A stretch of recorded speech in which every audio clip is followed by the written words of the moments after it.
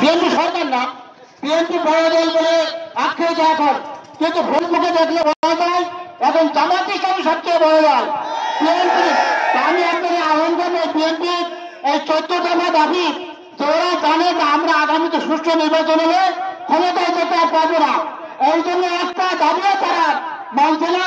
সমস্যার প্রতিদিন যে দলগুলো, সব দলগুলো একই দাবি করছে, কিন্তু বিএনপি সব দলই আপত্তি করছে।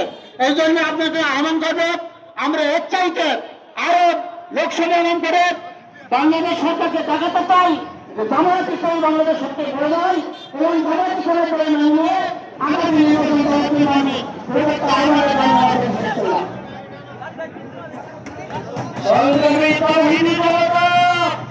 আজকের এই সমাবেশ প্রমাণ করে শক্তি দিয়ে চাঁদাবাজি, টেন্ডারবাজি, জমি দখল করা যায়, মানুষের হৃদয় দখল করা যায় না।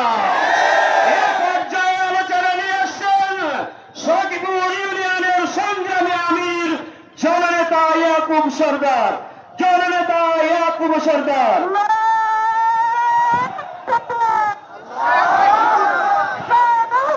আলহামদুলিল্লাহ, আলহামদুলিল্লাহ কাফা ওয়া সালামুন আলা ইবাদিহি আল্লাযীনা ইসতাফা মান লা নাবিয়্যা বা'দ। সম্মানিত উপস্থিতি, সম্মানিত নেতৃবৃন্দ এবং সামনে আগত বিভিন্ন এলাকা হইতে আগত সংগ্রামী তাওহীদি জনতা, আসসালামু আলাইকুম ওয়া রাহমাতুল্লাহ। সম্মানিত ভাইরা, আজকে আপনারা সবাই এখানে একত্রিত হয়েছেন কিসের জন্য?